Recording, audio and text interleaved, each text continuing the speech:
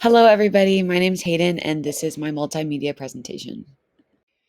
My paper is about the lingering legacy of the cult of true womanhood, specifically focusing on society's rhetoric around women's sexual autonomy versus men's sexual autonomy. So, starting out, I want to kind of give my overview, how I got to this topic, what interested me about it, and what implications in society I started noticing and wanted to do more research about. And then I want to go into my main objectives, basically entailing what this paper will go over. Then I will go and switch into my research methods, what kind of methods I used, what critical lenses I looked at society's rhetoric through, and some of the sources that I've included, and then finishing with the significance. So, why is this important? How are we turning around this problem in today's world, etc. So, for my overview, starting out with my studies in Ireland from this summer, I got to study abroad and focus on Irish mythology.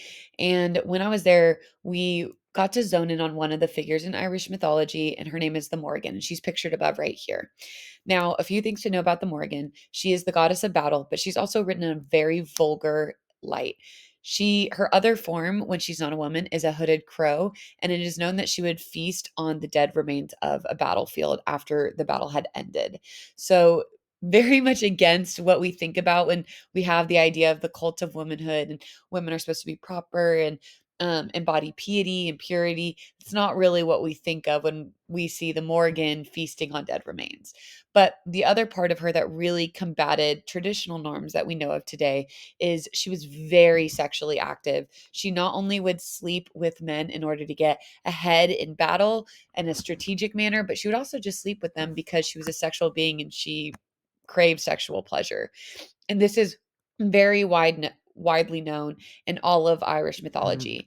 But what was interesting is Ireland is still a Christian country. But when you walk the streets, you see pictures of her painted on buildings and on postcards, and everybody still talks about her and they have much respect for who she is as a figure, despite her being sexually active and sexually promiscuous. So that made me start thinking about the duality of women's sexuality today and basically how women are so sexualized in the media. Kind of the idea of the Morrigan is like a woman we would see in film today or written into magazines and into fan fictions. However, in reality, when women embody that sexual autonomy, it ends up being weaponized against them and they are no longer respected as women, but the Morrigan remains respected as a woman no matter what. And so that thought then transitions me into a real life example. In 1998, the Clinton Lewinsky affair hit the public, and we found out that Monica Lewinsky, a young 20-year-old intern, was having an affair with the head of our country, president of our country, Bill Clinton. And I am going to use this paper to really explore the way that the media scrutinized Lewinsky and essentially cyberbullied her for a decade, and how there's a lot of studies that show this quick forgiveness for Bill Clinton, and a different reaction, especially long lasting reactions to the scandal. So, I had quite a few research questions to guide me through this project, but the first one that came to my mind was, how does societal rhetoric around women's sexual autonomy post 18th century cult of womanhood contrast with the rhetoric around sexual autonomy of powerful female characters in Greek and Irish mythology? And so, after discovering and looking more into that, I wanted to transition into, how is the association of sex with shame for women across the world a byproduct of societal rhetoric aimed at hindering female power?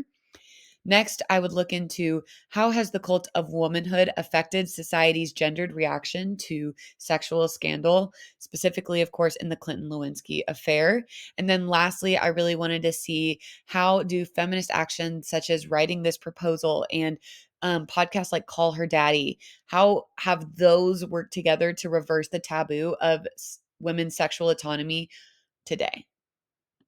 My main objectives for this proposal will begin with the power of the cult of womanhood, essentially detailing what it is, how it was created, when it was created, and how we can see the effects of it still in today's society.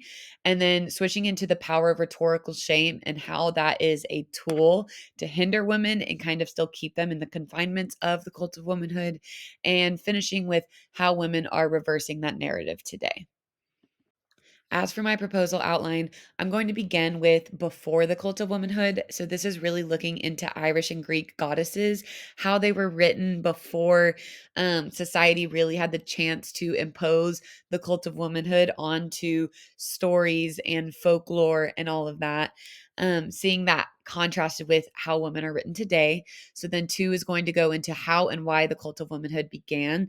Because as we can see through the studies, all of these women, like the Morgan pictured below, Macha, which is another woman from Irish mythology, and other women from Greek mythology, they were all written with this sexual power that was respected by men and also feared by men. And so when men wanted to gain more power and be able to lead society, they had to find a way to knock down women's control over them. And the way they did that was through making sure to weaponize women's sexual power against them. So, number three would be the cult of womanhood in modern times. So, obviously, today it's gotten a lot better. Women aren't expected to stay at home and only tend to the family and tend to the husband.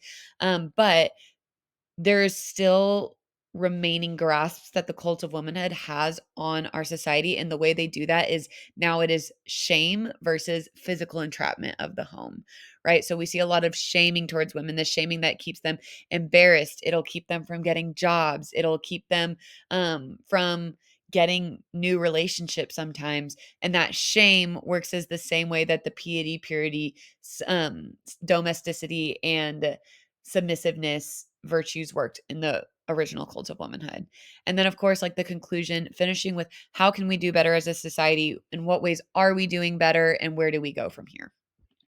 My research design really focused on qualitative research rather than quantitative research because I felt by using qualitative research methods, I could help focus my research on subjectivity and interpretation around gendered rhetorical shame. So, this is looking at the ways in which society exists and coexist with each other and the conversations around shame rather than numerical data.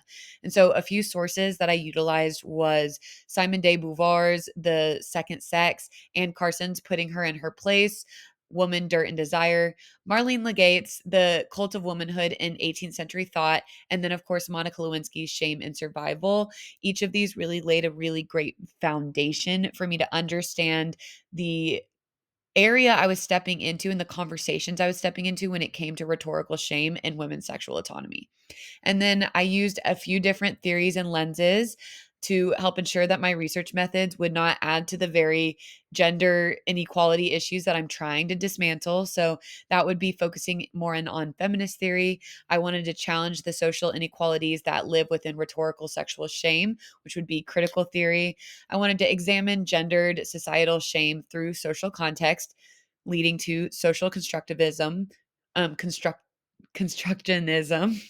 And then I wanted to study the phenomena with the understandings that society is still socially constructed, which is interpretivism. And lastly, we want to focus on the importance of studying societal sexual shaming and rhetoric. So, how women are reversing sexual shame today. I want to point out Alex Cooper, who's pictured right here below me. She has a podcast called Call Her Daddy. And essentially, the purpose of this podcast is to talk about women's sexual lives. It's to talk about how to get better at sex, sexual pleasure, favorite sexual positions. But she has revolutionized this podcast so successfully that now she interviews multiple A-list celebrities from Miley Cyrus to Monica Lewinsky even came on her podcast as well.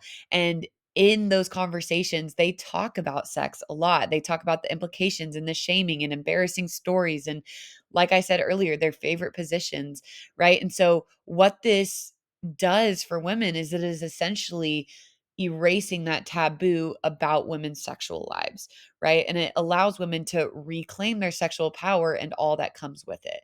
So, studies like this and podcasts like Call Her Daddy help prevent the cult of womanhood from gaining its grasp on society once again, because if women are allowed to reclaim their sexual power, then sexual shame cannot be as heavily weaponized against them. And that is it for my wrap up of my proposal. I thank you so much for a great semester. Thank you for watching this video, and I hope y'all have a great winter break.